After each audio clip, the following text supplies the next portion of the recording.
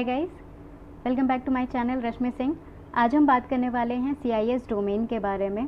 यहाँ मैं आपको कम्प्लीटली CIS के बारे में समझाने वाली हूँ कि CIS होता क्या है, इसकी ग्रोथ क्या है, इसके सैलरी क्या पैकेज क्या हो सकता है और आप इससे कैसे एडवांटेज ले सकते हैं। तो मेरे साथ वीडियो के एंड तक बने रहिएगा, बीच में बिल्कुल भी स्किप मत करिएगा क्योंकि एक एक पॉइंट आज बहुत इम्पॉर्टेंट है आप सबके लिए।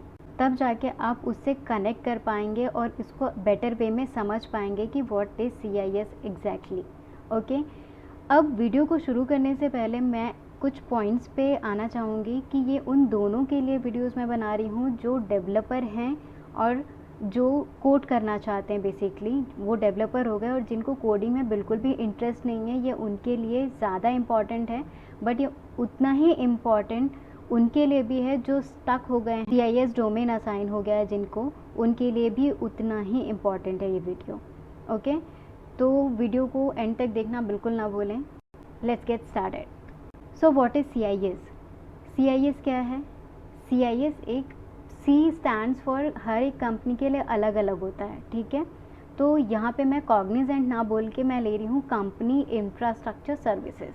ओके, क्योंकि आपको अगर CIS डोमेन पे जाना है तो आपको कैपजेमिनी में भी मिल जाएगा, IBM में भी मिल जाएगा, इन्फोसिस में भी है। तो बहुत सारी ऐसी कंपनियाँ, विप्रो में भी है, बहुत सारी कंपनीज हैं सर्विस बेस्ड कंपनी जहाँ पे आपको ये डोमेन मिलेगा।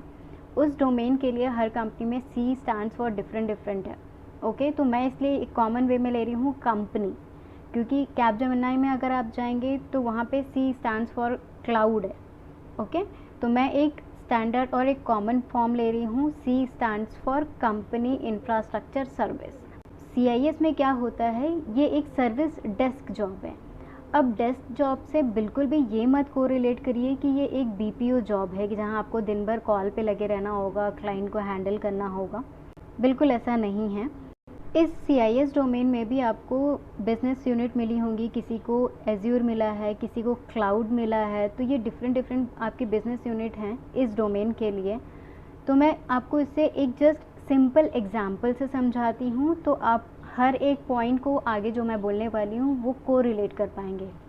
अब ज़रूरी नहीं है कि जो मैं एग्जांपल दे रही हूँ वही वर्क है। Okay, just understand the concept of the CIS। Simple example अगर आपको दूं या इन सिंपल वे में मैं आपको समझाऊं तो स्विगी हर कोई जानता है, ठीक है। स्विगी एक कंपनी है, प्रोडक्ट बेस्ड कंपनी है। स्विगी में आपके मल्टीपल रेस्टोरेंट आपके इंक्लूडेड है, ठीक है। उन्होंने उसकी फ्रेंचाइजी अब कनेक्ट करके रखा है, वो ले रखी है फूड डिलीवरी के लिए, करेक्ट।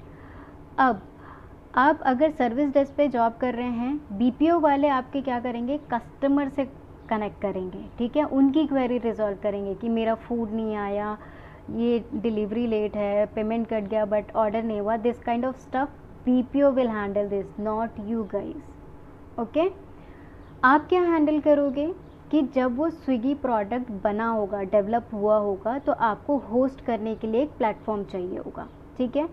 उस प्रोडक्ट को आपको होस्ट करना है, तो जो होस्ट के लिए जितनी भी रिक्वायरमेंट होंगी आपके लिए, चाहे वो डेटा से रिलेटेड हो, एप्लीकेशन या अदर थिंग्स, ओके, तो वेब API इन सब से रिलेट करना है, तो आपको वो वाले काम करने पड़ते हैं।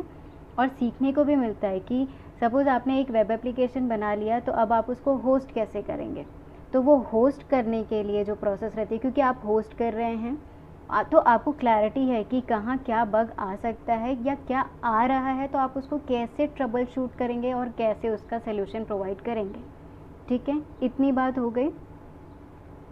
सो उसी का एग्जांपल है कि जो सर्विस डेस्क जॉब रहती है, ये पूरा चीज़ हैंडल करता है, ये पूरी सर्विसेज हैंडल करता है।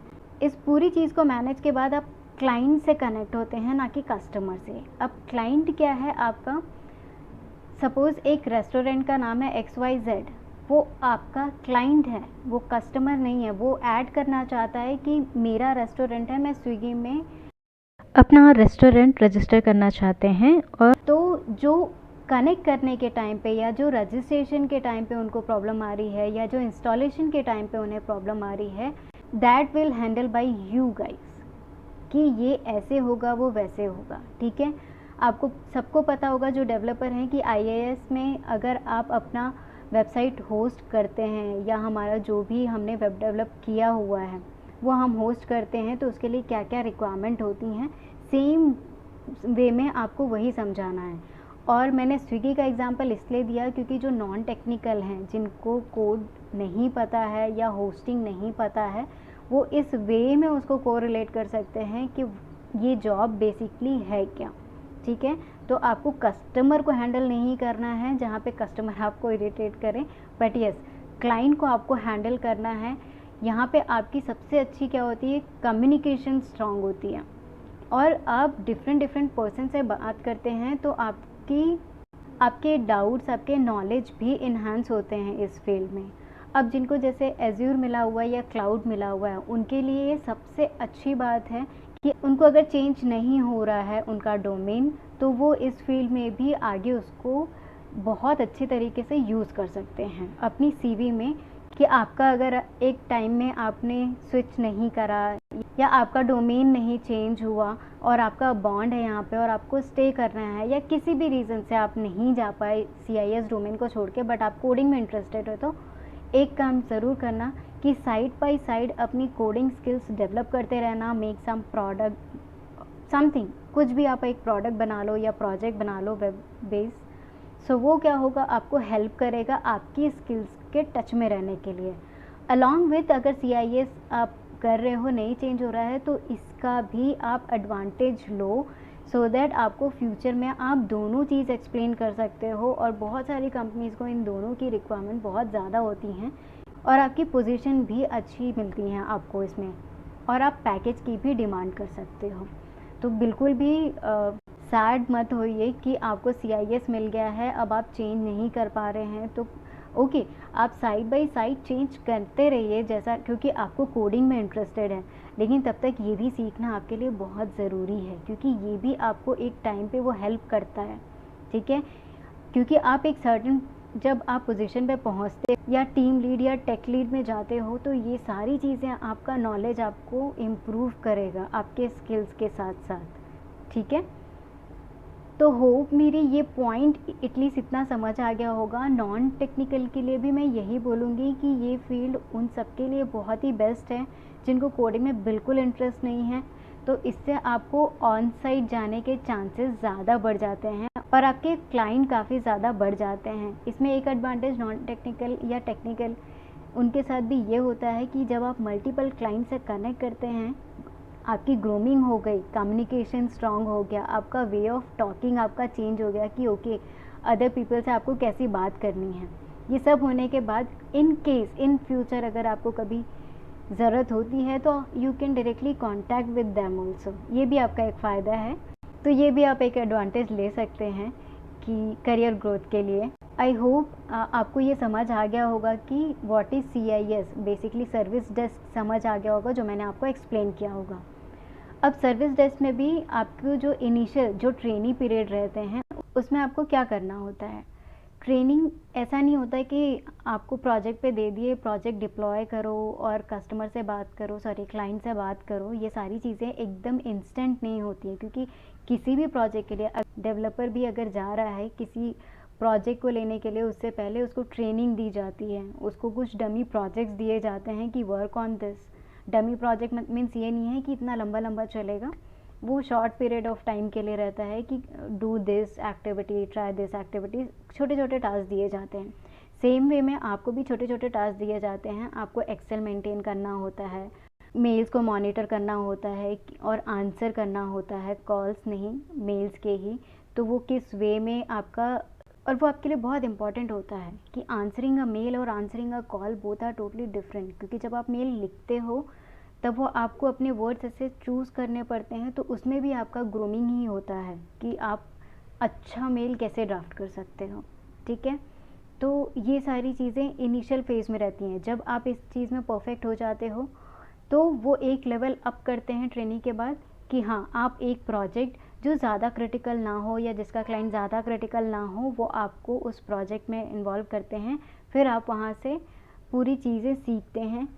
अब अगेन मैं एक पॉइंट ऐड करूँगी, सपोज़ आपने वो चीज़ें सीख ली और वो बहुत रिपीटेटिव हो रही हैं, अब आप वो चीज़ सीख चुके हैं, तो अगर आप CIS डोमेन में रहना चाहते हैं तो टेल टू योर मैनेजर कि change my business unit, okay, business unit में जस्ट चेंज। CIS में ही जो आपके मल्टीपल सब डोमेन होते हैं उसमें आपका हैंड्स ऑन होगा और आप बाहर जाके खुद को एक्सप्रेस कर पाएंगे कि मैंने इसमें भी काम किया, मैंने इसमें भी। सो आपका वो मल्टीपल एक्सपीरियंस काउंट होगा जो आपकी सैलरी को इंक्रीज़ कर देगा, ठीक है। अब इसमें एक फेज़ ऐसा भी आता है, मैं ये एकदम से नहीं बोल रही हूँ कि आपने इंस्टेंट ज्वाइन किया और आपको 2 और 3 डेज़ में सारी चीज़ें आ गई, ठीक है। इसमें एक और चीज़ होती है कि आप सिर्फ़ और सिर्फ सपोर्ट नहीं करते हैं, आप टेक्निकल स्किल्स में भी आप थोड़े थोड़े इम्प्रूव हो जाते हैं। सपोज़ मैं एक छोटा सा एग्जांपल देती हूँ, another this is an example only. Client ने बोला मेरा डेटा रजिस्टर नहीं हो रहा है या मेरा डेटा सेव हो गया बट मैंने नाम गलत डाल दिया, ओके। उस केस में आप क्या करोगे, डेटाबेस में जाओगे और कुछ छोटे मोटे चेंजेस करोगे और अगेन आप क्लाइंट को फ़ोन करोगे कि ये छोटी छोटी एक्टिविटीज़ हैं जो आपके स्किल्स को इम्प्रूव कर देंगी।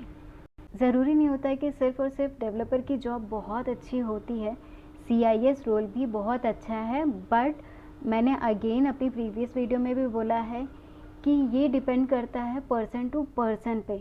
अगर आप कोडिंग में ही लगे रहना चाहते हैं तो स्विच योर डोमेन, अगर आपको कोडिंग में इंटरेस्ट नहीं है तो CIS is the best for you, okay.